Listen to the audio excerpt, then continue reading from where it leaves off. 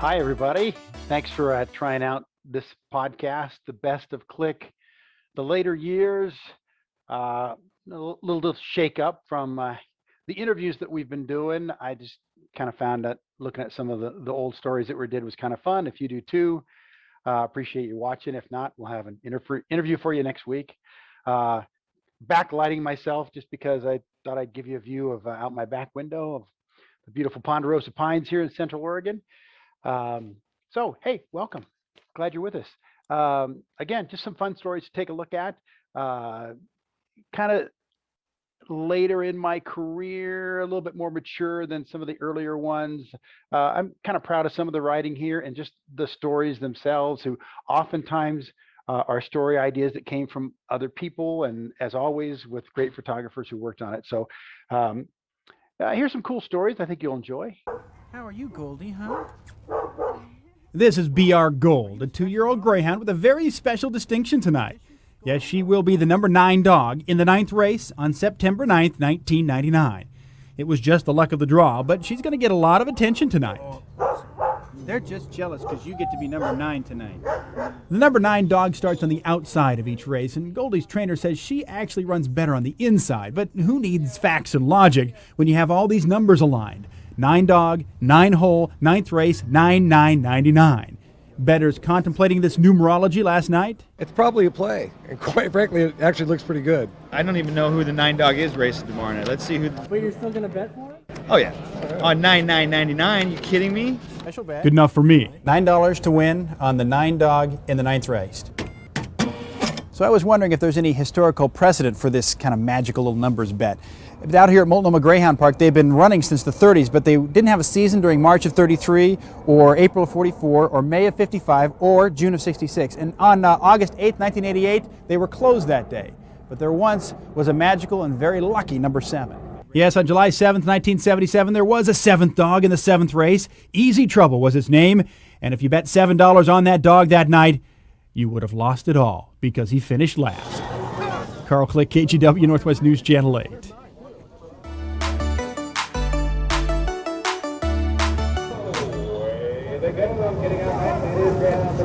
Keep your eye on that purple dog with the X there. That's the 9 dog in the 9th race on 9-9-99 out at Multnomah Greyhound Park last night. I put $9 to win on the 9 dog. The 9 dog running the corner right now. Despite the fact it put in a nice effort, B.R. Gold is her name.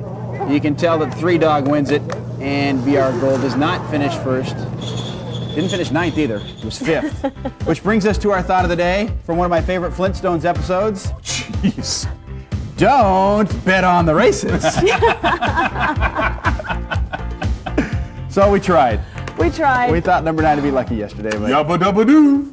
Kind of a fun experiment. Oh, well. I got the ticket, and that's probably worth more than it would have paid off. I mean, A bad review from a food critic can be devastating for a new restaurant unless the restaurant decides to fight back. News Channel 8's Carl Click is live in downtown Portland with the story of a business that says there's a bad reviewer behind the bad review. Carl? Well, Tracy, I am at La Bella Napoli, new Italian restaurant downtown. This place did get a unfavorable review in the Willamette Week this month. Well, in response, today the owner here offered a free meal to anybody who actually agreed with the food critic. Hello, how are you? Sam McBail, the owner and chef at La Bella Napoli, has been in the restaurant business for 30 years. He's had bad reviews before, but none like this. She overdid it. She made up things that simply were not there. She is Karen Brooks of the Willamette Week. Did she overdo it? You be the judge. Our dinners were dreadful.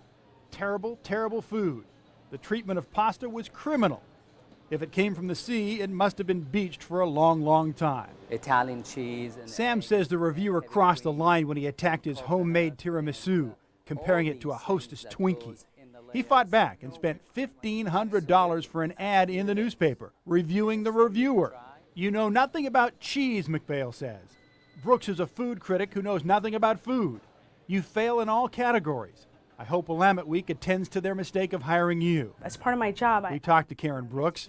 In order to be anonymous at the restaurant, she wants to protect her identity.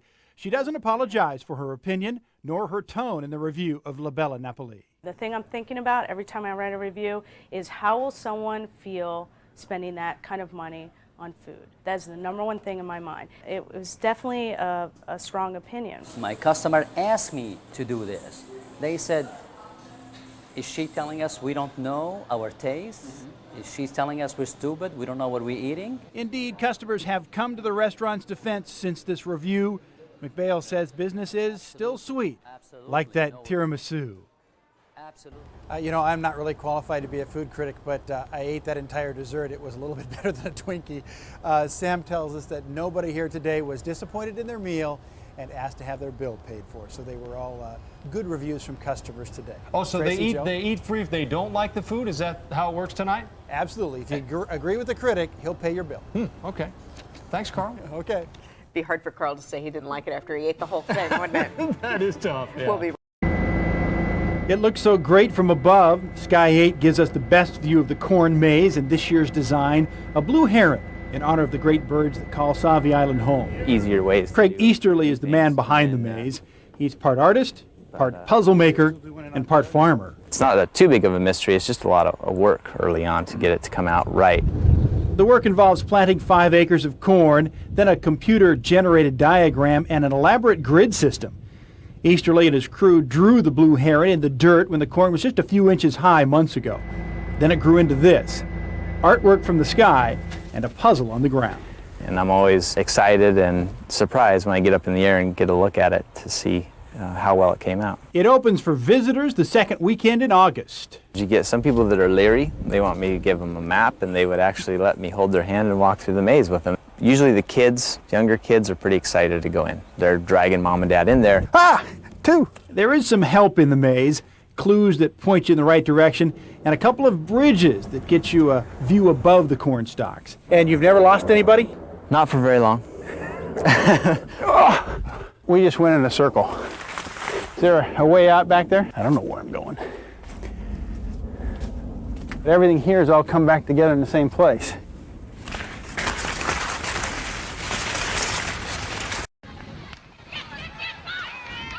There can be a lot to watch at a Little League baseball game. A good hitter, close play at third, a hard-throwing 12-year-old. And there are things you can watch and hear from the adults, in the stands watching or coaching. Oh, forget it. Just forget it. Don't get upset. You need one out, guys. This is All-Star Baseball, a tournament for the best kids from each league. It can get serious here. We went armed with 2 things, a small video camera to capture behavior and a child psychiatrist, Dr. William Sack. Here's some of the things we saw and heard, and thus some of the things the kids saw and heard. Hey, Mike, now it's a 0-0 ball game. Click your lip off. Strike him out of there.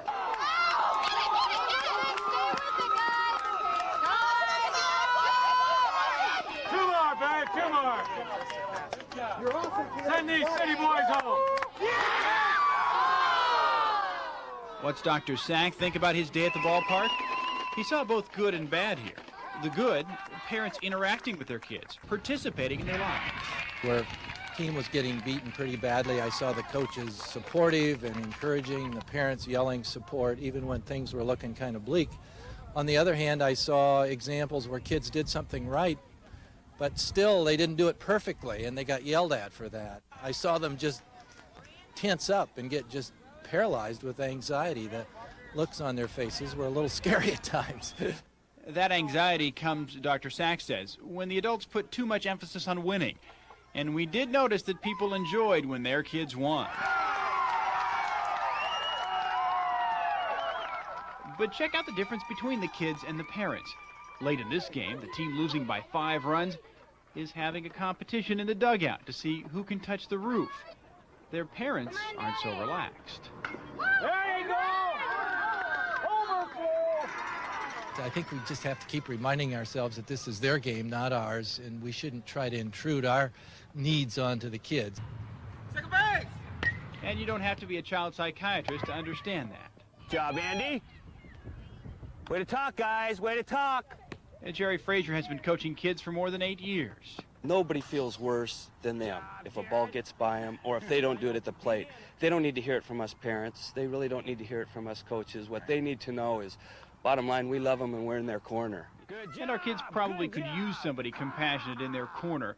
By the age of 12, these kids already understand the importance our society puts on being a success. How important is that for you to make an all-star team? I think it's pretty important because it tells you that you're a good player and one of the best in your league. We get to see if you're good or not. Is that important to know if you're good? Yeah. How come? To see how good you want to be or if you should try harder. But as these little champs try hard to get better, they all think adults could get better too. At remembering, it's a game. I'm a pretty competitive person, but I mean, it's just not really the most important thing, I think. I want to win, but if we don't, I mean, it's not like the World Series or anything. So. Is winning important here? A little bit, but having fun's the biggest part. Philosophy we should all cheer. Carl Click, KGW Northwest News, Channel 8. A driving range works this way. You hit the balls come back, and get hit again. Yeah. The middleman in all this is Matt Phoebus. Yeah. He runs the ball picker at Red Tail Golf Course. You know, the somewhat armored golf cart that sweeps up all those range balls and is the target for pretty much everybody with a club. Come on, be there. Got a tire. Indeed, Matt knows everybody at the range is... They just want to hit me. That's all they're thinking. Oh! It's just fun. I like doing it too. Most of the time, when I go at him is when he's about 200 out. I hit the line drive. It's just too tempting.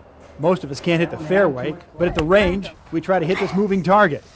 Matt almost taunts us the way he drives. There's a lady up on the top deck that's about ready to hit us. Oh my gosh! Yeah, we're gonna hit him. And when it's junior day at the course, Matt may as well be at a military firing range. He's coming. Oh. That was cool. Here comes one. Come on, get him. A lot of these are coming really close. I hit him. It bounced right under and then up. Of course, he's protected, but golfers can still rattle Matt's cage. When the balls hit you, it's really loud, especially when they hit the license plates. But the question is, does aiming at that guy do anything for your golf game? It's probably not going to be beneficial for their golf game, but it helps us out because they tend to go through a lot more balls while they're attempting to hit the cart. So. Then again, if you can hit the cart as it's moving, that stationary flag on the course can't be that hard. That story was shot by Kurt Austin. Great photographer. I hate to label people the best or whatever, but I think people in the Portland market all recognize Kurt's name and his work. He's as good as there is, incredibly creative. He sees things a little differently. You could see the little quick shots in there that help it move along and the little pops of sound. Those aren't things that I wrote or scripted into the story. Kurt puts those in because he knows how to make something really fun to watch. I always said that you're never really working on a story with Kurt Austin. You're just kind of along for the ride in a good way. These next two stories are from a good friend of mine, photographer Jim Culp. He was a great collaborator, always had great ideas. Sometimes he'd challenge me to do some things that I might not be comfortable. So these two are kind of cool. The first one is a story Jim found all by himself, went out and shot all by himself, came to my desk, kind of dumped it on my desk and said, here, do something with this. And it came out kind of cool. Are you tired of all the construction you run into driving around town? Get a little tense, maybe frustrated with all those delays? Well, News Channel 8's Carl Click has found one construction project that many people don't mind getting stuck in. Carl? Yeah, it never fails. We're in the car in traffic late. The last thing we want to see is this. Doesn't have to ruin our day, though. We found a construction flagger whose enthusiasm never slows.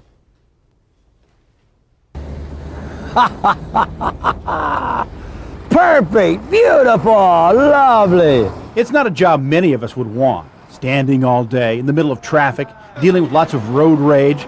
But for Jay Musselman, to me, it's a lovely day to go at it. And he's felt that way every day for almost 2 decades. Holding the stop and slow sign is not so much a job as it is an opportunity to make everybody else's day just a little better. Just like that lady right there. I'll probably never see her again. But I just waved at her and she waved back at me. Ha ha ha! Toodle-da-da-da. I've always liked people. Down by the sea, never had the trouble. Pokey birds and pickle bees.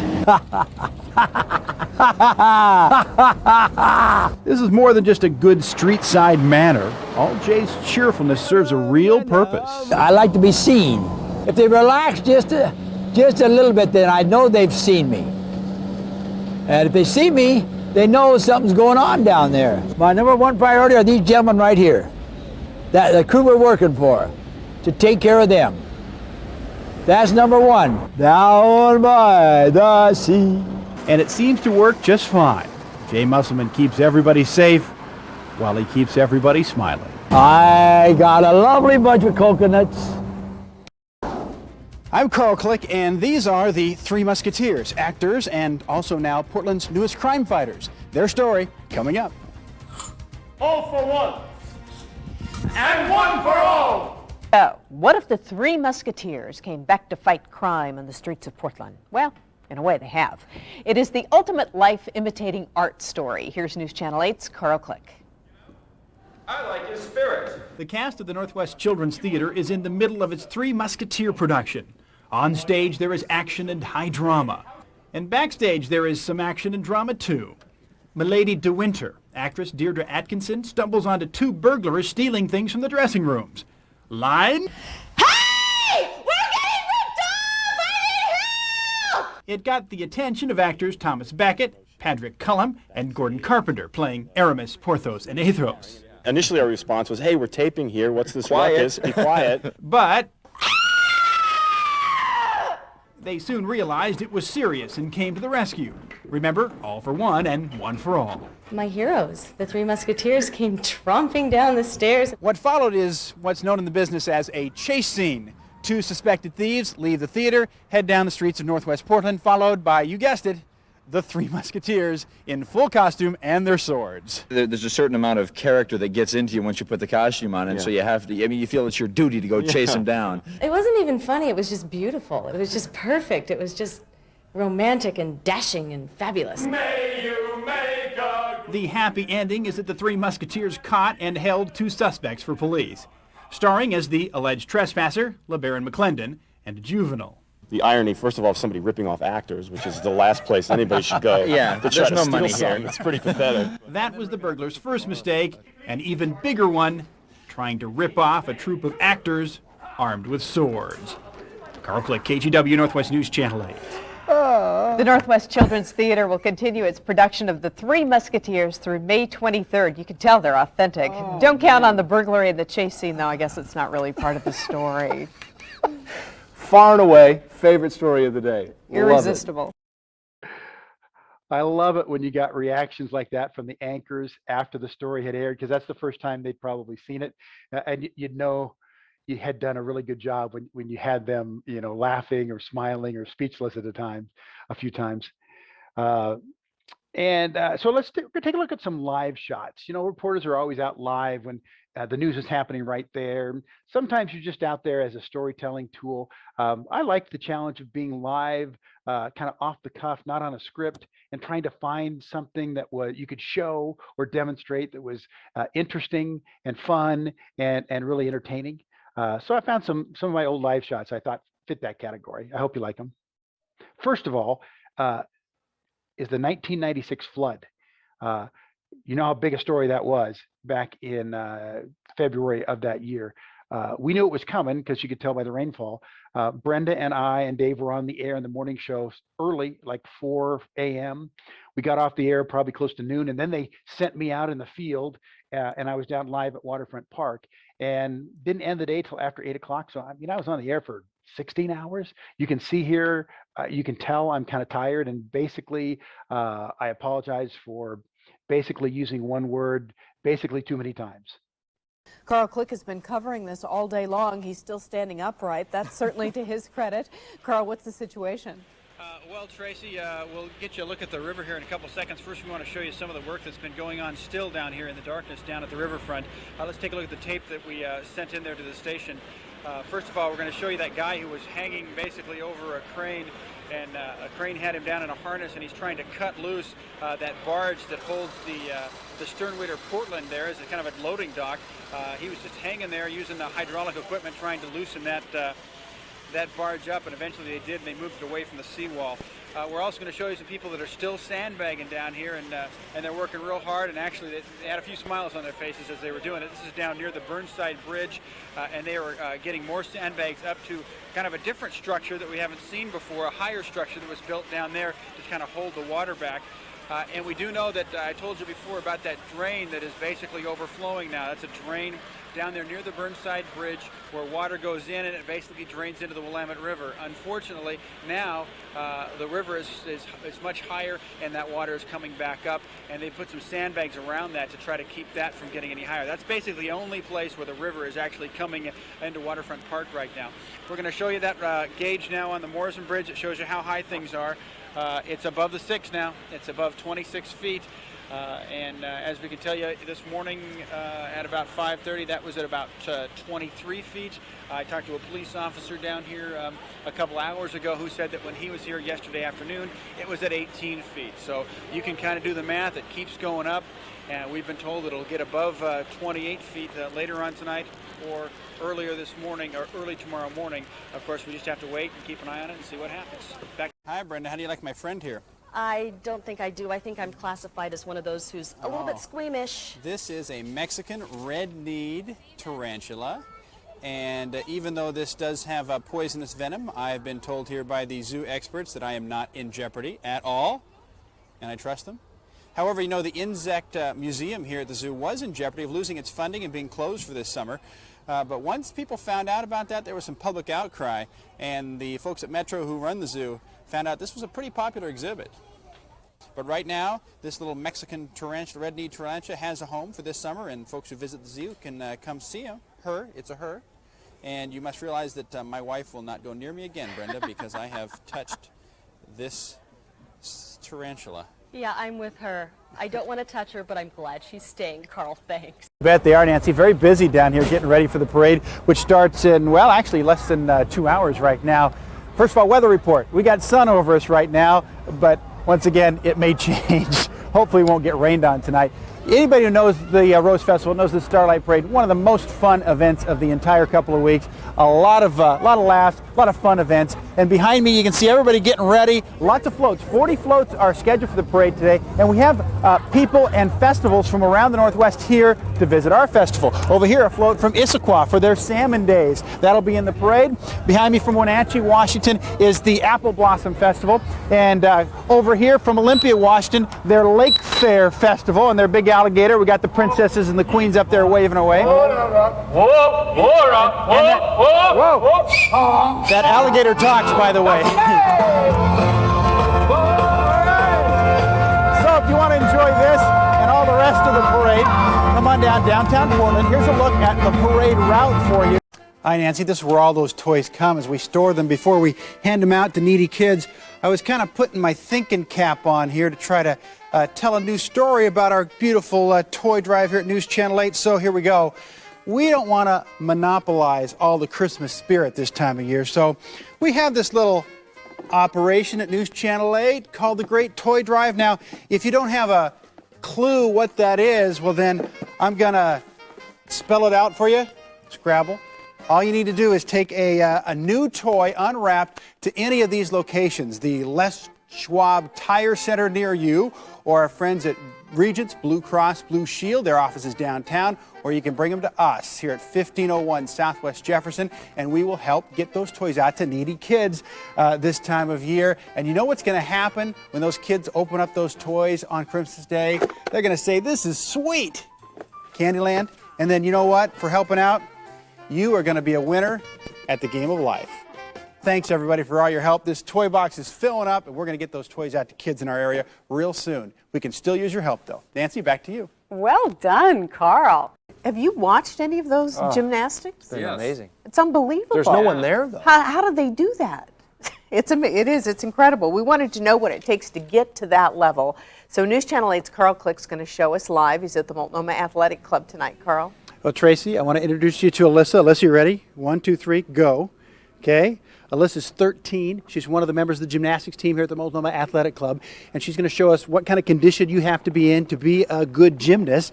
We thought sit-ups would be a good indicator, so here she goes, and she'll keep doing these for us. In the meantime, the MAC Club has 350 gymnasts on their team. You may see a skill, they may practice it 1,000 times before they ever use it in competition. And of course, you do have to be in good shape like Alyssa is here. She is the record holder here at the MAC Club for juniors for sit-ups, and she's going to keep going for us throughout the newscast. In fact, if you come back at 6 o'clock tonight, we'll still be here, and Alyssa will still be doing her sit-ups. Joe, do you think you can handle that? Without stopping? She will not stop. For the next hour? Yeah. Yeah, we'll see at 6 o'clock. She'll still be going. That's what kind of shape you have to be in to be a gymnast that is that good. Okay, check that off then. Not going to be a gymnast. Not sure what you've been doing for the last 12 minutes, but our friend Alyssa here has been doing sit-ups, and she's still going strong. She's up to about 240. Well, I think I just pulled a muscle watching. It hurts, doesn't it? We'll be keeping an eye on Alyssa here over the next hour as she does sit-ups for us. We'll be right back. And that's a really good gymnast at this level. Imagine the Olympic level, more hours of work and even more repetition. And of course, you have to be in great shape and you got to be really strong. We're going to ask Alyssa to stop now since she's been going for an hour. Way to go, kid. Over 1,700 sit-ups. And she just said, she proved what kind of shape you have to be in to be a gymnast. Good job, Alyssa. Yeah, she doesn't even look like she's sweating. Yeah, she's not breathing heavy. Well, her record is more than 2,000 guys, so this was kind of basic for her. Very impressive. Thanks for the demonstration. The reason I knew about that story is because Alyssa is my niece.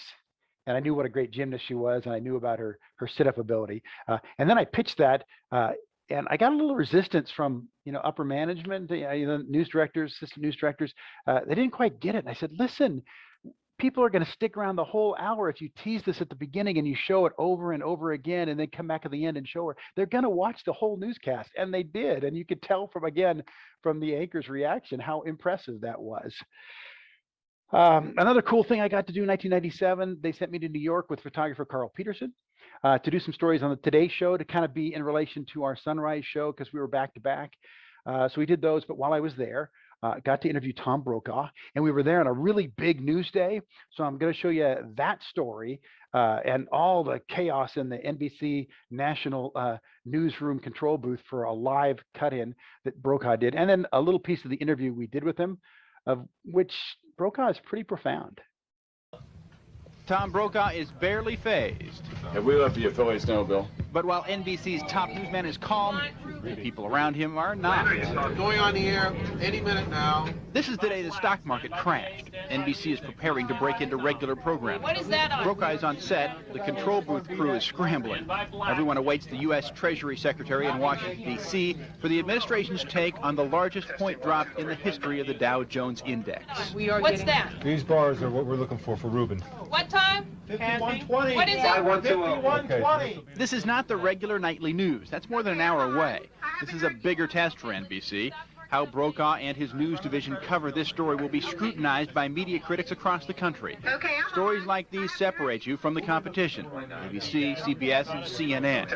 Who had the news first? Who made the controversial decision to break away from regular programming? And who was right? Go, go, go, go. Up on the A, music. Announce. This is an NBC News. Push out one. Go, go. Good afternoon, everyone. As it turns out, the Secretary's comments are standardly bureaucratic. Nowhere near as exciting as the behind-the-scenes preparation in this New York control booth. Brokaw, still steady at the anchor desk, concludes it all by recapping the day's events off the top of his head. This market has been one of the great bull runs of all time. A lot of people have made a lot of money. Now a lot of people have lost a lot of money in just one day. We'll have complete details on all of this tonight on NBC Nightly News. It's only 2 minutes in the life of network news, but it's the most important thing here until the next story comes. I do think that there's been kind of a re-examination on the part of your viewers, my viewers, readers, and others around the world about how much we invest in the whole idea of celebrity. But that's partly why we asked to talk with Tom Brokaw. In the news business, he is celebrity. But he's also at the pulse of the news business. I asked what journalists should strive for and what audiences should seek out. What is our challenge as a group? I think our big challenge as a group is reasonably simple. There is peace in the world. There's a new level of prosperity out there, but there are some vexing problems, and we ought not to turn our eyes away from them just because people feel kind of good about where they are in many cases. I still think that we spend far too much time on the easy stories. Easy, that is, that we know the audience can be interested in them, and too little time on the difficult stories.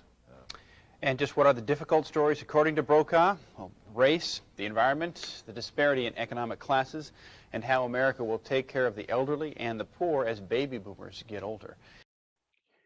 I included my anchor tag there on purpose just because Brokaw really had it nailed. The important stories are going to be race, economic disparity, climate change.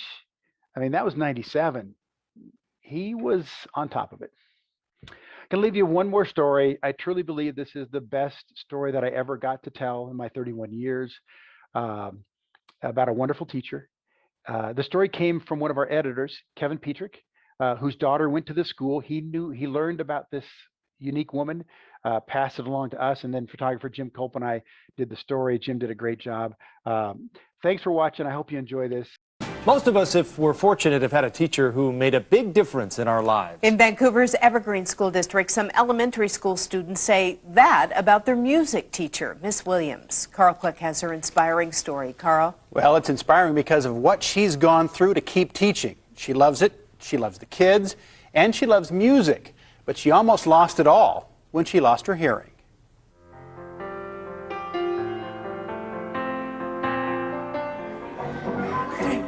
The Hearthwood Elementary School choir sounds like this. It was 1849 before we left our homes and families. Except to the teacher. To her, it sounds like this. For 14 years, Mary Williams taught music just fine. But then she began to lose her hearing. Doctors could never tell her why. All she knew was the music and the voices were going away. Within a year and a half, they were gone. I spent the last 2 years really investigating other careers. Stay on an E. Change to a C. How could she handle a classroom of kids? How could she teach music, of all things, when she couldn't hear a sound? All right, time to look ridiculous. Stand up. And we're going to push it out like this. And you should feel your stomach going. If you don't, you're not working hard enough. 1, 2, ready, go. A, B, C, D, E, F, G. Go, girl, go, love, G, G, G. Sit up tall. Where's that posture? Obviously, Ms. Williams is still going strong in the classroom. It's because this teacher has become a student. Listen. She's learned sign language. The school now has an interpreter in her classroom. Janet Gallagher is with her and the kids every day. Any other questions? No shoe stories? Maybe at the end of the lesson, if we do a really good job. The interpreter helps with the questions. This box helps with the music. It's a tactile speaker. It allows Mary to feel the music. She feels the sound waves with her feet. And it all works.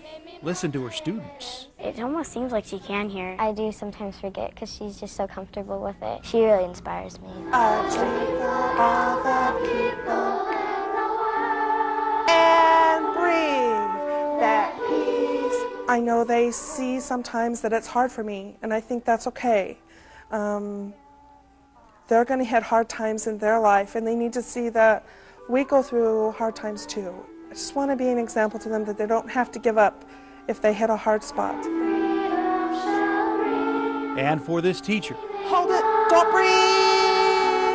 This is well worth not giving up. There's just nothing that I love like I love this job.